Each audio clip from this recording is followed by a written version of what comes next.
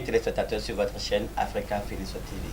Vous êtes sur votre émission SOS Entreprise et nous parlons aujourd'hui de la motivation dans l'entreprise, de l'échec de l'école béninoise face à l'insertion professionnelle des jeunes et enfin des conseils aux jeunes pour quitter le joug de la misère. Nous recevons pour vous M. Alphonse Bodjrenou, président de l'ONG Avenir Bénin. Suivons. Mon nom c'est Alphonse Bodjrenou, je suis président de l'ONG Avenir. Ce que moi je peux comprendre par la motivation à l'entrepreneuriat, c'est avoir la volonté, d'accord, de pouvoir créer quelque chose, créer par exemple son business ou mettre en place son projet, d'accord. C'est ça ce qu'on appelle l'entrepreneuriat, travailler pour soi-même. Est-ce que l'école béninoise forme-t-elle les élèves pour aller à l'entrepreneuriat? Bon, si l'école béninoise forme les élèves pour l'entrepreneuriat, je dirais non. Non, parce que, vous savez, on peut compter le nombre de lycées techniques que nous avons dans notre pays. D'accord? Si nous prenons un département, il y a combien de lycées techniques? Si nous prenons un département, il y a combien de collèges d'enseignement général? Vous voyez? Donc c'est ce point-là qu'il faut faire d'abord.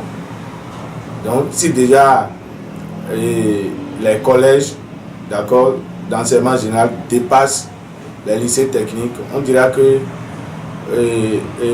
l'école béninoise ne forme pas pour l'entrepreneuriat.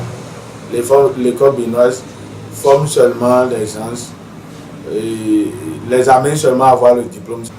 Alors, quelle astuce on peut donner aux plus jeunes afin de leur permettre d'avoir déjà dès le bas âge des idées d'entreprise, des idées pour entreprendre? Bon, vous savez, c'est une très belle question. Quelle astuce il faut donner aux plus jeunes, d'accord, pour les motiver à aller à l'entrepreneuriat? D'abord, je dirais que le travail maintenant, c'est plus seulement pour le gouvernement de notre pays, non. Chaque parent, ça revient maintenant à chaque parent d'orienter, d'accord, les enfants vers l'entrepreneuriat. Pourquoi? Parce que si c'est l'école qui doit les orienter, zéro. Puisque ces écoles-là, ce qu'on leur enseigne là-bas, ce n'est pas des notions qui les amènent à entreprendre. Oui. Donc, ce qu'on peut dire est que déjà, dès le bas âge, c'est d'amener, c'est pourquoi je parle surtout des parents, puisque c'est nos parents qui nous disent il faut étudier, avoir de gros diplômes et aller travailler pour l'État, alors que l'État n'est plus en mesure aujourd'hui, d'accord, de recruter des jeunes. Donc, comme ça, ça revient aux parents. Ces parents qui nous motivent à avoir de gros diplômes. Ces parents vont maintenant motiver les enfants, d'accord, à aller à l'entrepreneuriat, les décourager par rapport à la fonction publique. Puisque tout le monde pense à la fonction publique. Tout le monde pense travailler pour l'État, alors que l'État ne peut plus recruter. L'État ne recrute même plus. Je vois. Donc ça commence d'abord par les parents. Ça commence, je précise encore, ça commence d'abord par les parents. Les parents ne doivent plus, alors nous sommes là, les parents ne doivent plus dire mon enfant, je veux que tu aies tel diplôme. Si c'est un diplôme professionnel, je suis d'accord. Parce que si c'est quelqu'un qui a reçu une formation professionnelle, peut avoir le goût de l'entrepreneuriat. Ouais, donc c'est un peu ça. C'est de les motiver à aller à la formation d'abord, à aller à la formation professionnelle. Ouais, à aller sur des formations professionnelles. Parce que quelqu'un qui a suivi une formation professionnelle, lui, il sait faire quelque chose.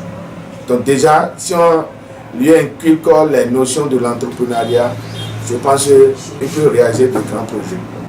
Chez vous, est-ce que vous motivez les jeunes à aller à l'entrepreneuriat? Bien sûr, nous motivons des jeunes à aller à l'entrepreneuriat. C'est pourquoi d'ailleurs dans notre maison, c'est rien que des formations entrepreneuriales. Vous voyez, c'est rien que des formations entrepreneuriales. Nous ne formons pas ici pour, comment dirais-je, à l'emploi, mais plutôt à l'auto-emploi. Vous voyez. Donc déjà en formation, on leur donne des notions de l'entrepreneuriat. Et ils ont déjà le goût. Eux-mêmes, ils voient que quand ils font le point, ils voient que, ah attention, si j'entreprends, ça m'arrange que d'aller travailler pour quelqu'un. Et je vois. Donc voilà ce que nous faisons. Est-ce que vous pouvez nous citer quelques domaines dans lesquels vous motivez les jeunes à aller à l'entrepreneuriat? Oui, je disais que c'est les formations entrepreneuriales que nous donnons. Et on forme des gens en graphisme. Quelqu'un qui suit la formation en graphisme peut créer son propre atelier. Quelqu'un qui suit la formation en élevage peut créer aussi son projet d'élevage. Quelqu'un qui suit la formation en décoration ne peut pas aller travailler pour quelqu'un. Il doit travailler pour lui-même. Quelqu'un qui suit la formation en make-up doit forcément créer son propre atelier. Quelqu'un qui suit la formation en maintenance informatique doit forcément avoir son propre atelier. Voilà les formations que nous donnons ici. Donc, ils sont orientés vers l'entrepreneuriat. D'accord? Je vais dire, c'est les fainéants qui, peut-être à la fin de la formation, ne veulent pas se donner à l'entrepreneuriat et qui restent à la maison et qui cherchent encore des petits jobs. Donc, voilà.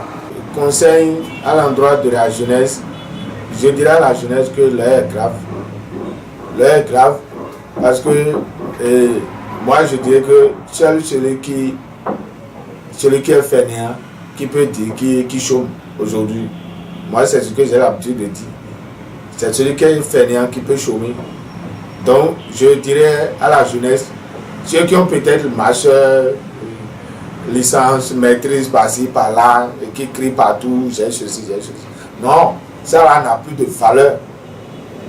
Ça là n'a plus de valeur. Donc, je leur dirais que de ne plus garder ça là en main.